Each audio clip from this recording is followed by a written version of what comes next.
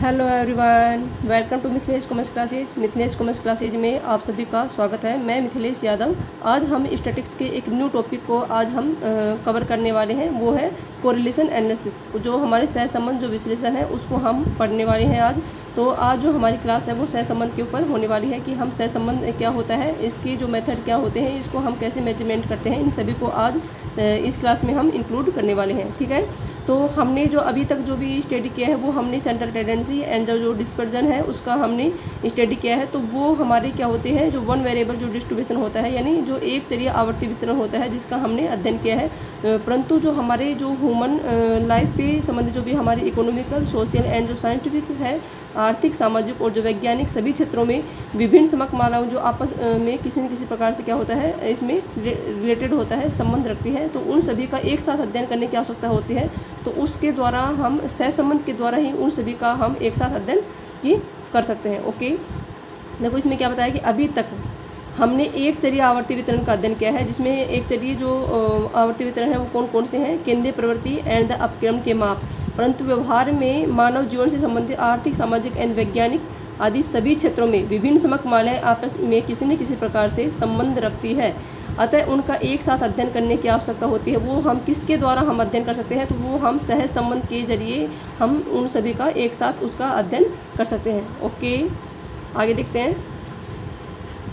आगे है सहज संबंध वह सांख्यिकी साधन है, यानी सहज संबंध कोरिलेशन है, वह जो स्टैटिकल टूल्स है जो दो या अधिक चरों के मध्य संबंध का अध्ययन करता है। जो दो या उससे अधिक जो भी वेरिएबल है उसके मध्य क्या करता है, ये संबंध का जो रिलेटेड है उसका अध्ययन करता है तथा उस संबंध की मात्रा को मापता है। जो हम दो चर के मध्य जो भी हम संबंध का अध्ययन करता है, तो उस संबंध में जो भी हमारी डिग्री होती है, जो मात्रा होती है, उसको हम क्या करता है, ये सहसंबंध के जरिए हम माप सकते हैं। दो या अधिक चर एक दूसरे के सापेक्ष किस तरह परिवर्तन करते हैं, सहसंबंध उन परिवर्तनों की मात्रा को मापता है। जब दो या दो से अधिक चरण होते हैं तो उसका संबंध का अध्ययन हम कोरिलेशन से करते हैं, जो एक दूसरे के किस परिवर्तन से ये मापते हैं। तो जो भी हमारा चेंजेबल होता है सहसंबंध में, तो उन सभी चेंजेबल की जो मात्रा है, तो मात्रा को हम कोरिलेशन के द्वारा हम माप सकते हैं। ओके, आगे देखो, इसमें हमने आपको by language Hindi and English दोनों लैंग्वेज में आपको क्लास प्रोवाइड करने की कोशिश की है। तो आप इसमें अपने अकॉर्डिंग इसको देख सकते हैं। ओके, हम आपको हिंदी में आपको समझाने की प्रयास करेंगे। ठीक है, सहसंबंध को तभी सार्थक कहा जाता है जब दो या अधिक समकक्ष श्रेणी चरों में कारण व प्रभाव का संबंध हो। देखो, सहसंबंध तभी सार्थक होता है जब उसमें जो दो या दो से अधिक जो संबंध होते हैं उसका जब हम अध्ययन करते हैं, तो उस दो या दो से अधिक समकक्ष श्रेणियों में क्या होना चाहिए, एक उसमें जो हमारा रीजन और जो हमारी इफेक्ट है, कोज एंड इफेक्ट, यानी कारण और प्रभाव का संबंध होना चाहिए। इसके विपरीत यदि श्रेणियों में यदि कारण प्रभाव का संबंध नहीं है तो सह संबंध का वहाँ कोई अर्थ नहीं हो जाता है। ओके, यदि किसी भी, देखो इसमें फॉर एग्जांपल से समझो कि उदाहरण के लिए जब किसी वस्तु की कीमत बढ़ती है, यानी किसी भी कोई भी वस्तु है, यदि उसकी प्राइस इंक्रीज होती है तो उसकी डिमांड क्या होती है, घट जाती है। ठीक है, यहाँ कीमत का बढ़ना क्या होता है, कारण, यानी जो कीमत बढ़ेगी तो उसी कारण से उसकी डिमांड क्या हो जाएगी, डिक्रीज हो जाएगी। तो डिमांड है वो क्या हो जाएगा, हमारा इसमें इफेक्ट हो जाएगा, और जो हमारे कीमत है वो क्या हो जाएगी, इसमें कीमत का बढ़ना इसमें इसका कोज हो जाएगा, यानी उसका कारण हो जाएगा। ठीक है, तो इसमें मांग का घटना इसका प्रभाव हुआ। अतः इसके मध्य कारण व प्रभाव का संबंध है, तो अतः इसके मध्य क्या होता है, हमें सहसंबंध निकाला जा सकता है, हम इसके द्वारा सहसंबंध को निकाल सकते हैं। ओके फ्रेंड्स, आगे देखो। आगे इसमें है कि यदि हम कोई भी सहसंबंध है, तो सहसंबंध का यदि हम अध्ययन करते हैं तो उसमें जो सहसंबंध तभी हमारा सार्थक माना जाता है जब उसमें दो श्रेणियों के मध्य या दो से अधिक श्रेणियों के मध्य उसमें कारण और प्रभाव का संबंध होना चाहिए। यदि हम कारण प्रभाव का यदि संबंध नहीं है तो उसके अंतर्गत हम क्या नहीं कर सकते हैं, हम सहसंबंध का उसमें सार्थक नहीं माना जाता है। लेकिन यदि कारण प्रभाव क्या हो जाता है, इसमें संबंध रखता है, तो उसमें सहसंबंध सार्थक माना जाता है। ओके, अब आगे देखते हैं। आगे है टाइप ऑफ द कोरिलेशन, यानी सहज संबंध के प्रकार। तो सहज संबंध के जो प्रकार है वो हम तीन बेसिस पे देखेंगे।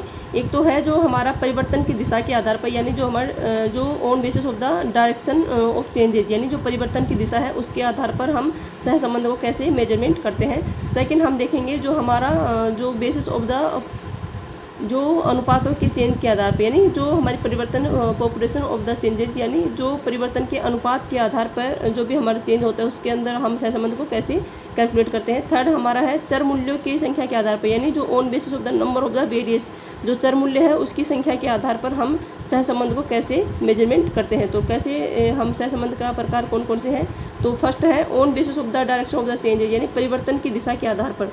तो परिवर्तन की दिशा हम दो तरह से कर सकते हैं, या तो हो जाए हमारे पॉजिटिव कोरिलेशन या फिर हमारा सेकंड है नेगेटिव कोरिलेशन। तो पॉजिटिव कोरिलेशन क्या होता है, धनात्मक सहसंबंध, यानी धनात्मक सहसंबंध जब दो चर राशियों के मानों में समान दिशा में यदि परिवर्तन हो, यदि अर्थात यानी जब एक चर की राशि का मान बढ़ने पर यदि दूसरी चर की राशि का मान भी बढ़ता है, तो उस एक चर की राशि के मान घटने पर दूसरी चर की राशि का मान भी यदि घटता है, तो दोनों में क्या होता है, इसमें पॉजिटिव कोरिलेशन होता है। ठीक है, देखो पॉजिटिव कोरिलेशन में ये ध्यान रखो कि जब दो चर राशियों के यदि हम सहसंबंध निकालते हैं तो समान परिवर्तन होना चाहिए, यानी एक बढ़ेगी, x यदि बढ़ती है तो y भी क्या होना चाहिए, बढ़नी चाहिए। यदि x यदि एक चर राशि यदि घटती है तो y चर राशि क्या होनी चाहिए, घटनी चाहिए, यानी उसमें समान दिशा में क्या होना चाहिए, परिवर्तन होना चाहिए। उसको हम क्या बोलते हैं, उसको हम पॉजिटिव कोरिलेशन बोलते हैं। Okay, if value of the both the variable change in the same direction both increase and both decrease, यदि दोनों क्या हो, इंक्रीज हो या दोनों क्या हो, डिक्रीज हो, उसमें क्या उसको हम पॉजिटिव कोरिलेशन कहते हैं। ओके,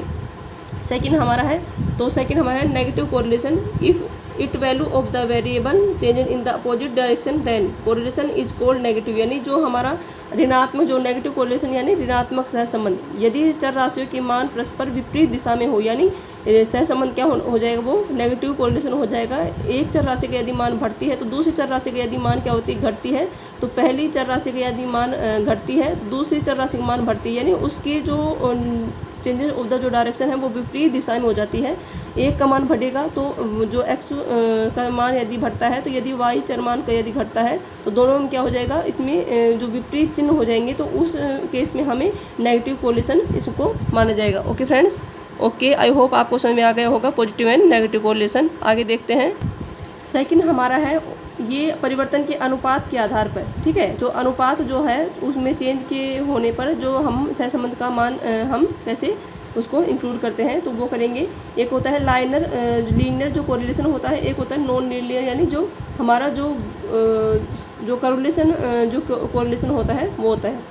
तो लीनियर यानी जो रेखीय सहसंबंध होता है, यदि चर राशियों के मानों में परिवर्तन का अनुपात स्थायी रूप से समान होता है, यानी जो हमारे कोई भी चर राशि है उसके मान में यदि परिवर्तन है वो हमें अनुपात है, परिवर्तन का जो अनुपात है वो स्थायी रूप से यदि समान होता है, ऐसे सहसंबंध को रेखीय सहसंबंध कहते हैं। यदि इन चर मूल्यों को ग्राफ पर अंकित किया जाए तो सरल रेखा प्राप्त होती है। देखो रेखीय यानी रेखीय, इसके नाम से ये हमें पता चलता है कि जो हमारा जो राशियों के जो चर मान में जो परिवर्तन होता है वो क्या होना चाहिए, अनुपात स्थायी रूप से समान होना चाहिए, उसको हम रेखीय सहसंबंध कहते हैं। जो हम इस चर मूल्य को यदि हम ग्राफ पे यदि हम अंकित करते हैं तो उसके जो भी रेखा आएगी वो क्या आ जाएगी, स्ट्रेट लाइन रेखा यानी सरल रेखा प्राप्त होती है। ठीक है, सेकंड है अरेखीय यानी वक्र सहसंबंध।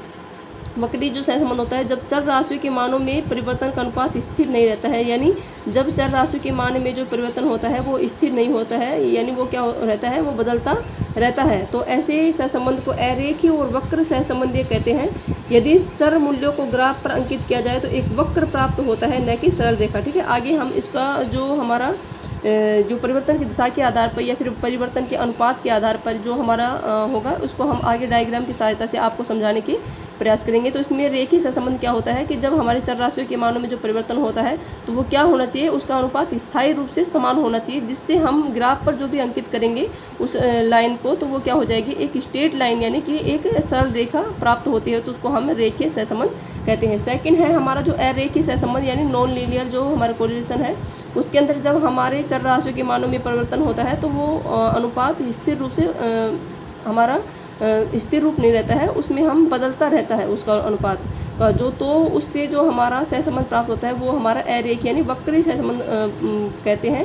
चर मूल्यों को ग्राफ पर अंकित किया जाए, जब हमारे चर मूल्यों को हम किसी भी डायग्राम पे यदि हम अंकित करते हैं तो वो हमारा एक सरल रेखा प्राप्त नहीं होती है, उसको हम क्या कहते हैं, उसको हम नॉन लीनियर कोरिलेशन कहते हैं। ठीक है, आगे हमारा थर्ड है वो है चर मूल्यों की संख्या के आधार पर, यानी on the basis of the number of the variables, जो हमारे जो वेरिएबल है जो चर मूल्य है उसकी संख्या के आधार पर हम 3 भागों में बांटते हैं। इसमें हमारे एक होता है सिंपल कोरिलेशन, सेकंड हमारा मल्टीपल कोरिलेशन और थर्ड हमारा है वो है पार्शियल कोरिलेशन, यानी सरल सहसंबंध और बहुगुणी सहसंबंध, और थर्ड हमारा है आंशिक सहसंबंध।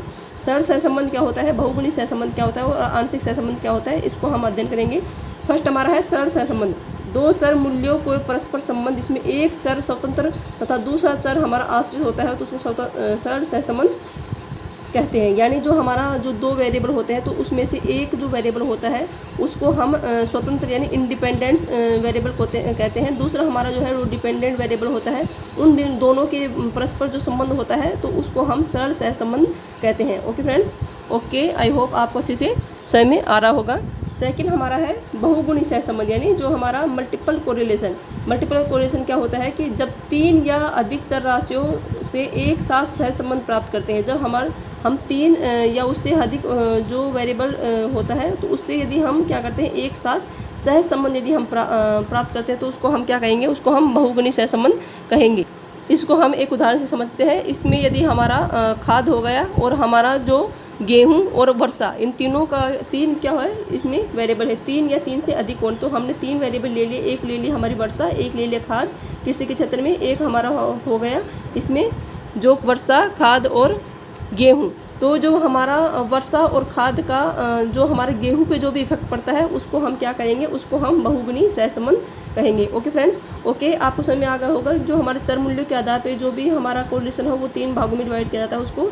एक होता है इसमें सिंपल कोरिलेशन होता है, एक होता है मल्टीपल कोरिलेशन और एक होता है पार्शियल कोरिलेशन। तो इसमें हम बहुत ही सिंपल है समझने के लिए, समझ में थोड़ा हम यदि हम प्रयास करते हैं तो वो बहुत ही सिंपल है। सरल सहसंबंध क्या होता है कि इसमें दो चर होते हैं, दो चर में से एक क्या होता है इसमें इंडिपेंडेंट होता है, दूसरा चर इसमें डिपेंडेंट होता है। तो इन दोनों के बीच में जो भी हमारा परस्पर संबंध होता है दो चर मूल्यों में तो उसको हम सरल सहसंबंध कहते हैं। सेकंड हमारा है बहुगुणी सहसंबंध। बहुगुणी सहसंबंध यानी मल्टीपल कोरिलेशन। इसमें जब हमारे तीन या तीन से अधिक चर राशियों का यदि एक साथ यदि सहसंबंध प्राप्त करते हैं, यानी हमने अभी आपको किसी के एग्जाम्पल समझाया था कि जो हमारा खाद है और जो हमारी वर्षा है उसका यदि हमारे गेहूं पे जो भी इफेक्ट पड़ता है, तीनों का यदि एक साथ यदि हम क्या करते हैं सहसंबंध उसमें कोरिलेशन ज्ञात करते हैं तो उसको हम क्या कहते हैं, मल्टीपल कोरिलेशन कहते हैं। ओके फ्रेंड्स, ओके, थर्ड हम देखते हैं जो हमारा पार्शियल यानी आंशिक जो सहसंबंध है उसमें हम तीन चर को लेते हैं। तीन चरों में से उसमें एक चर को स्थिर मान के और उसमें एक स्वतंत्र चर को स्थिर मान के एक स्वतंत्र चर का दूसरे आश्रित चर पे जो भी हमारा इफेक्ट होता है उसको हम आंशिक सहसंबंध